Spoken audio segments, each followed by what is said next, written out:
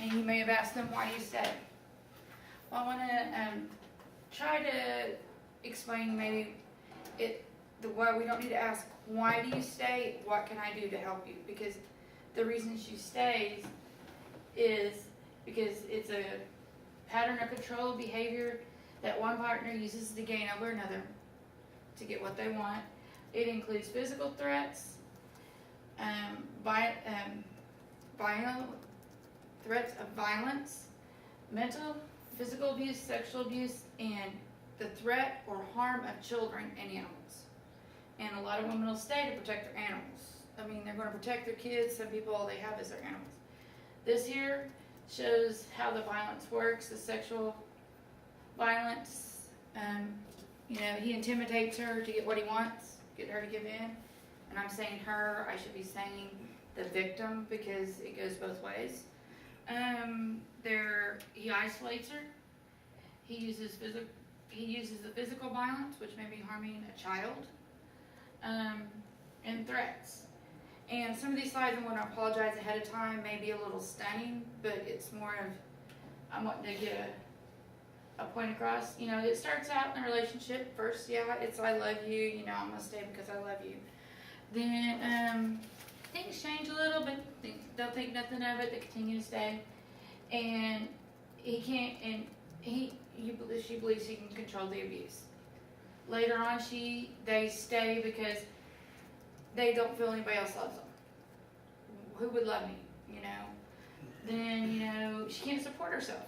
He's got the money, he's got the car, he's got everything. And she's helpless because she's been isolated from her friends and family.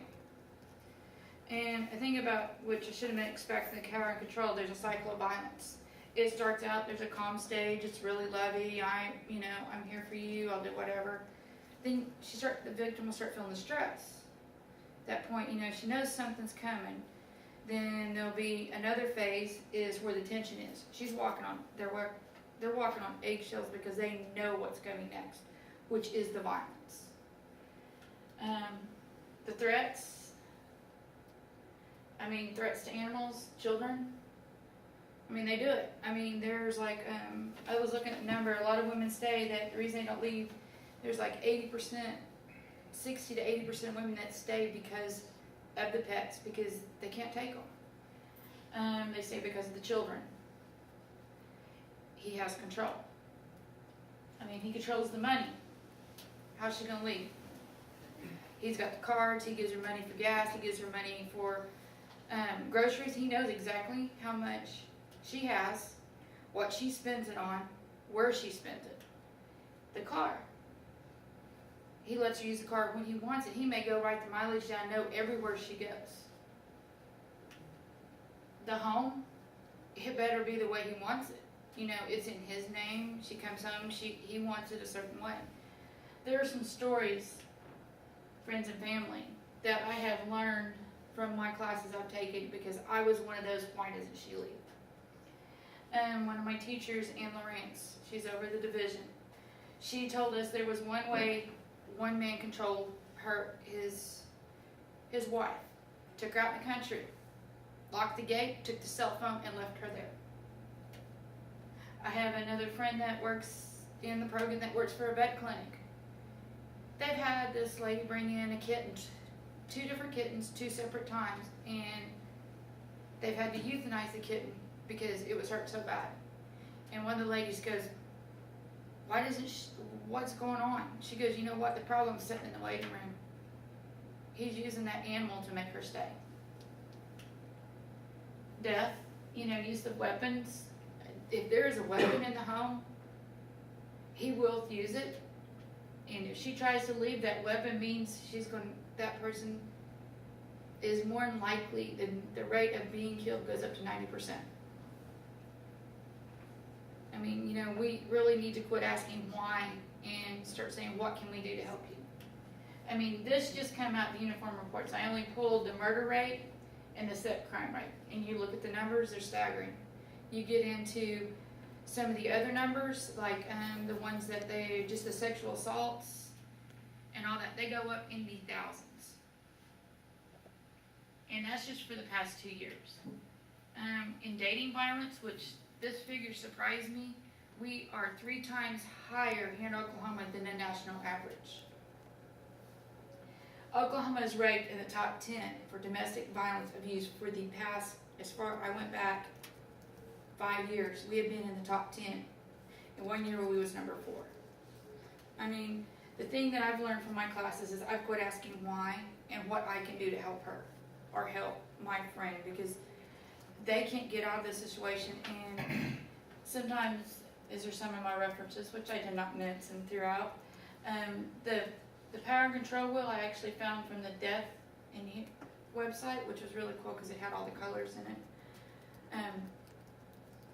Trying to remember where my train of thought was. But it's just, there's so much that we don't see and they don't let you see, because if they do, the abuser will harm the victim.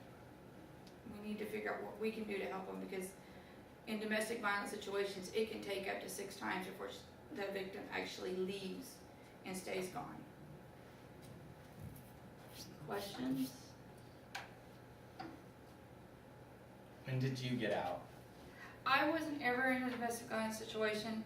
I am a crime victim support services student, and I was, until I took my domestic violence class, one of those that asked, why doesn't she just leave?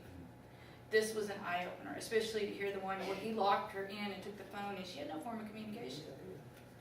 I mean, it is an eye-opener, and to realize that we've stayed in the top 10. This year I could find Nevada has been in the #1 position for the past 2 years. You know, too, that it can go vice versa, because Yes, it is. That's why I said I should be referring to as abuser and victim, because it is vice versa. Because it really. I did watch, you know, this is really just referring back to TV, one of the CSI shows, and they actually thought it was him. When they actually started looking, it was her that was abusing the family. And it just shows you that it can go both ways. And we have same-sex marriages. So you gotta look at it as not as a sex thing, but as an individual.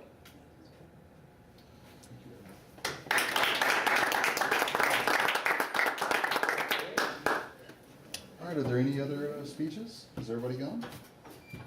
Everybody here has given a persuasive speech? I look out, yeah, I think all of you have. So well done, thank you. So well done. And looks like I won't lose the clicker at least until the next class. So, which is good. Because my internet students are speaking on Friday.